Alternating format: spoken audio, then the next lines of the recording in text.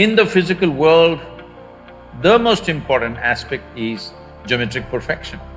Once steel and concrete came, we thought we can build like this, we can build like this, we can build like this. Right now there is a fight going on between this structure and the gravity, going on. Gravity will win for sure. It's not a factory shed we're building just for aesthetics. They were willing to invest their lives absolutely, everything they got.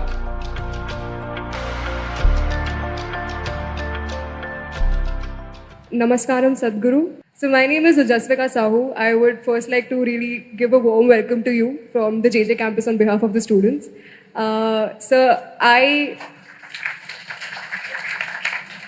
We architecture students especially, were really aroused and excited about this event, mainly because we are very well aware of your contributions to your Coimbatore ashram. So my question is a bit along the academic lines. We as architecture students have always been taught to build in the context, to look at the culture wherein your site is or wherever your project is going to be built. But now when I see today the world, in India especially, urbanization is basically blind westernization, where we simply build glass boxes which we know and understand that does not suit to the climate or the context of India. So my question is that we as Indians have not yet figured out what India's modern architecture is about, while we simply copy the Westerners. So what do you think should be India's modern architecture? Why we copy the West, not just in architecture, in just everything. I see a whole lot of women in Mumbai have turned blonde.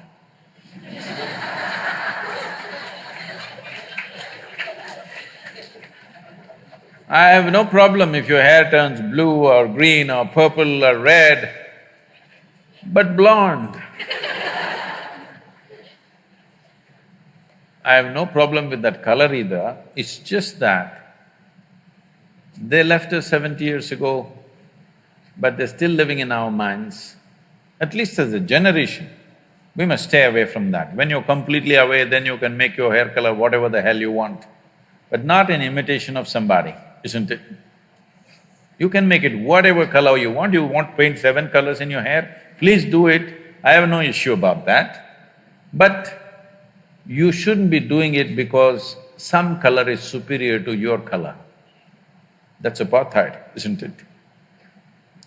Unfortunately, when I see even in United States, a whole lot of African American people have blonde hair these days. All this fight about civil liberties, here it is in the form of hair. What you like you can do, but you are not doing what you like. There's a compulsiveness about doing certain things. So this compulsiveness has definitely come to architecture also. I'm glad to see that at least in this school, of the many universities that I've been to, this is the first one they're able to sit on the floor.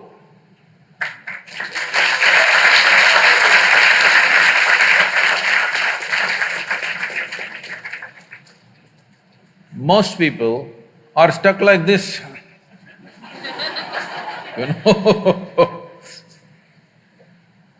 See, I can't sit without a chair, or I can't walk without a crutch.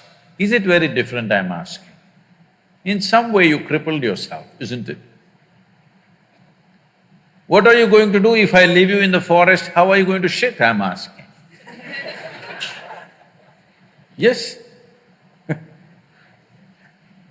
Because people think there is some kind of fashion in crippling yourself. So this has gone into every aspect of our life and architecture. What to say of… See, if you look back at ancient India, what aesthetics! I'm sure you're all students of… many of you are students of architecture, or even if you're an artist, you notice many things. This is my problem. When I look at something, even if it's little off, even if it's minutely off, my eye doesn't miss it. So all the time everything bothers me little things which are off, geometrically off. Because my experience of life is largely geometric. For me, colors, textures, everything comes later. For me, something is geometrically right is very, very important. Because this is the essence of creation. In the physical world, the most important aspect is geometric perfection. The planets are going around the sun for quite some time, not held together by a steel cable or something. Geometric perfection is keeping it going, isn't it? If the geometry goes off of this solar system, that's the end of it. It'll all fly into oblivion. So geometry is very important. In the yogic sciences, the entire yogic sciences on the physical level is just about aligning your geometry, your individual geometry, to the cosmic geometry so that at some point there is no difference between you and the cosmos. You experience everything as yourself simply because you have attained to a certain level of geometric perfection. It's not just in the body, in your physiological structure, yes, but in your chemical structure, in your energy structure, you get your geometry aligned with the larger geometry so that you and that larger phenomena feels just the same because they're properly aligned. A machine, let's say an engine, let's say a car engine, if we say it is well engineered, essentially we are saying it's geometrically perfect. Yes or no? It is geometrically so perfect, there is least amount of friction. The same goes for this. If it is geometrically perfect, there is least amount of friction. If there is least amount of friction, there is very little wear and tear in terms of life. So architecture is dwellings and usable buildings that we build. In some way, they must find their place with the rest of the creation. I think we've lost this completely simply because we got certain liberty with material. Once steel and concrete came, we thought we can build like this, we can build like this, we can build like this, whichever way we want because of the strength of the material. Doing things with just sheer force is all right sometimes for utility. But if you do everything like that, your life will become ugly. Not only the building, your life will become ugly because you're doing things with force. Life is beautiful when we can do things with minimum force and maximum impact. Yes or no? Anything that we do it with minimum force but with maximum impact, then life feels aesthetic and beautiful. If you exert maximum force for minimum impact, that's a crude way to live. So our architecture has taken to this mode simply because we found material where the strength of the material is such, we can do absurd shapes and still make them stand. Something which has no right to stand up geometrically is standing up simply because of the strength of the material. If we withdraw from that excitement of finding new material to a more sensible geometry in the world, well, you will see world will feel much better. People will be much healthier physically and mentally if they live in such buildings. There'll be many other benefits. Above all, you will cause minimum disturbance to everything around you. So, when we started designing buildings, now everybody is in appreciation and in agreement, but when I first started talking about it, our own people who are around me, they look at me like this, and once I turn back, they roll their eyes at each other, is he gone crazy? it's not… I have a rear view mirror, they don't understand this. But it took lot of talking and talking and talking and talking endlessly to make them understand that it'll work.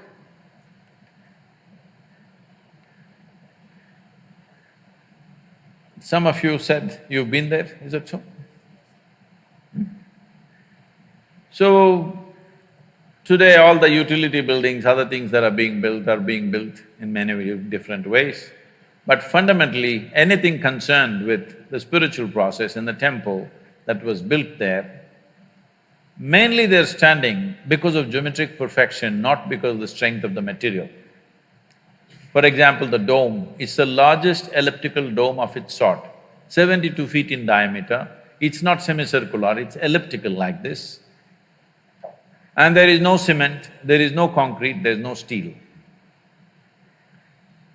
The simple technology is all the bricks are trying to come down at the same time, but they cannot come down. It's just like if 10 of you try to go through the door at once, you cannot go unless one person has some courtesy and they step back. It's my confidence in the bricks that they don't have courtesy, none of them will ever step back. So they stood there. The force of gravity, which is supposed to bring it down, held it up.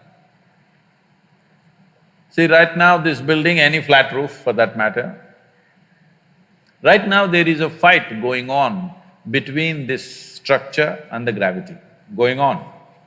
Right now going on or not? It is going on. One day somebody will win. Who do you think will win? Gravity will win, for sure. But we built buildings in such a way, because of gravity, it is staying up. It is not something… if you observe things in nature, it's all… a whole lot of things are built like this. So, we never used any steel, just brick, soil, sometimes a percentage of lime, that's about it. And the feel of these buildings is very different because there is no tension in the building, there's no stress happening all the time. So I keep joking, see, the building itself is meditating, at least you'll better learn something. The buildings are meditative because there's no stress in them. They're using the forces which are trying to pull them down as the force to stay up. This is something every human being should learn. What are the forces which try to bring us down? That is what you must use to go up. In a way, if you know something about aerodynamics, you would know aerodynamics is not against gravity. It is just using gravity to take off in a certain way. An airplane with the right kind of wings is not necessarily against gravity. But a rocket is against gravity. It's just the kind of thrust it has is like a forceful way of getting away. But an airplane is not made like that. Simply, it's carrying tons and tons, you know. It doesn't matter how many times you have seen an airplane land and take off, you can still go on watching because there is something amazing about it that some 100, 120 tons simply takes off and flies. If it is… see, there are two kinds of flying machines, there are rotary wing machines and there are fixed wing machines. That is, fixed wing airplanes and the helicopters. A helicopter is taking off with sheer force. If you don't know this, I'm a licensed helicopter pilot. So, helicopter when you fly, moment to moment you have to keep it flying. But when you fly an airplane, all you have to do is take off and just leave it. Landing you must know unless you're a Bin Laden pilot. Landing you have to learn. Those guys didn't want to learn landing they are different. But it's only the landing which is really the challenge, rest of it is just child's play. Actually, if you put a 10-year-old boy, he will make a 747 takeoff. Only landing is a problem. But landing today, machines are doing better than human beings. I will… like when I'm flying this Air India from Mumbai to New York, 3-4 times in a year. Sometimes I'm there with the pilots talking to them, then I was just discussing these things and said, to what extent are you using the autopilot? He said, Sadhguru, we feel ashamed in front of you to say this, but she lands better than us. You just let it lands by itself. It has all the data how Mumbai airfield is made. If you just set it and sleep, it will land. People are talking about driverless cars, that's never going to happen in Mumbai traffic. But a pilotless airplane is very much a doable thing. It's only people's fear you have to manage, that the airplane is flying without a pilot, you have to manage the passengers. That's the only problem. Otherwise, it's very easy to make a pilotless airplane. Lot of pilots are sleeping. Now by law, if the flight is more than some 4 hours or so, a pilot can sleep for 40 minutes or 50 minutes, something. There is a law now that they can actually officially sleep. Because it's a big sky, it's not going to hit anything. Why I'm saying this is, the same goes for buildings. You can make the building either come up like with some exuberance, or it's standing like a depressed person. This is something… suppose you see a building like a human being, do you want to look at their face or you want to avoid their face? That's how a building should be. If you look at their face, you must feel joy. How… essentially, it's a geometric manipulation. How geometrically perfect it is will give that much sense of completeness to people when they visually see it, because the human eye is one eye on the planet which catches the maximum amount of detail.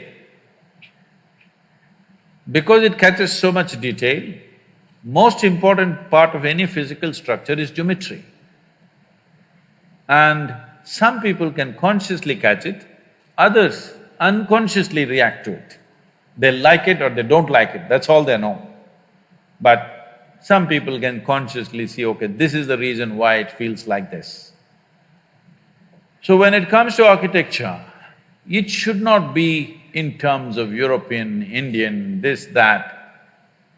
These styles are established at a time when materials were limited, all right? The material available was so limited in those regions, accordingly they structured it, and most of the time everybody copied one architect in that area and that became the culture. That need not be the future of Indian architecture, but India having a history of tremendous aesthetics, and if you go to the ancient temples, you must come to the south because North India, most of the temples, the ancient temples are all gone. The new ones that they have built is all put up in a hurry. When they got a chance, they put it up like, you know, how they put up Ramlala, suddenly in 2 days, like that. But if you come to the south and see, one amazing thing you will see is their sense of geometry, unbelievable. How they arrived at this sense of geometry, 1,000 years ago, 2,000 years ago, absolute geometric sense in their mind. Well, you have seen the Kailash, I'm sure, at Ellora, the Kailash temple. You have seen Belur Halebeedu, have you? The Karnataka temples? Oh, it's a must-see. It's just a must-see for any human being, especially those of you who are in architecture, art, whatever you are into. Some aesthetics you are into means this is something you must see. It's more than seeing those sculptures, you must look into the minds of people who did this. If you want to look into their minds, you must withdraw yourself into that time zone. It's over 1,000 years ago, when there were no cranes, when there were no machines, when there were no trucks, when there were no any kind of mechanical things, all by hand. Why would somebody endeavor to do something so phenomenal and so almost superhuman in terms of engineering and the physical difficulty of lifting these huge rocks and doing this carving business? Why would anybody do that? What kind of passion should be firing those people to do this is unbelievable.